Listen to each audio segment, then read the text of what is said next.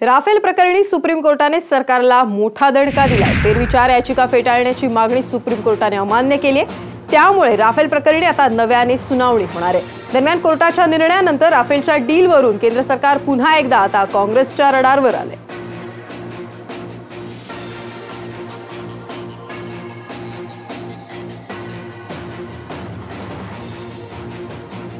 पाहूया या संदर्भातला रिपोर्ट। राफेल प्रकरणी सुप्रीम कोर्टाचा सरकारला दणका। फेरविचार याचिका फेटाळण्याची मागणी अमान्य। राफेल प्रकरणी नव्याने होणार सुनावणी। लोकसभा निवडणुकीच्या तोंडावर राफेलच्या रूपात सरकारला मोठा दणका बसलाय।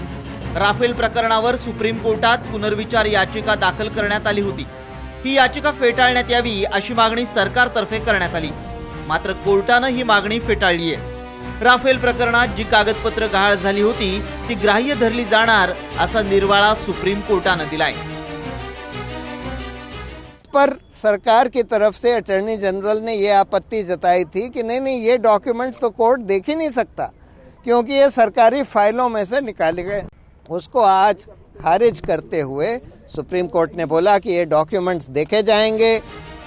सुप्रीम कोर्टाच्या निर्णयामुळे काँग्रेसच्या गोटात जल्लोष सुरू झालाय। राफेल डीलवरून केंद्र सरकारला विरोधकांनी लक्ष्य केलंय।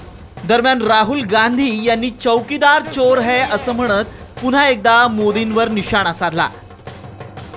सुप्रीम कोर्ट ने क्लियर कर दिया है कि चौकीदार जी ने चोरी करवाई। सुप्रीम कोर्ट ने एक्सेप्ट किया है कि राफेल मामले में कोई ना कोई करप्शन, कोई ना कोई भ्रष्टाचार हुआ है।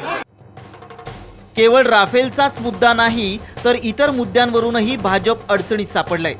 निवडणुकीच्या तोंडावर आलेल्या नमो टीव्ही विरोधात निवडणूक आयोगाने कडक पावलं उचलली आहेत। तसंच मैं भी चौकीदार हा कार्यक्रम दूरदर्शनवर 85 मिनिटं लाईव्ह दाखवल्याबद्दलही निवडणूक आयोगाने आक्षेप घेतलाय। एवढ्यावरच न थांबता छापे टाकण्यापूर्वी परवानगी घेणं आवश्यक आहे असंही आयोगाने म्हटलंय। त्यामुळे भाजपची चांगलीच गोची झाली आहे। ब्युरो रिपोर्ट, साम टीव्ही।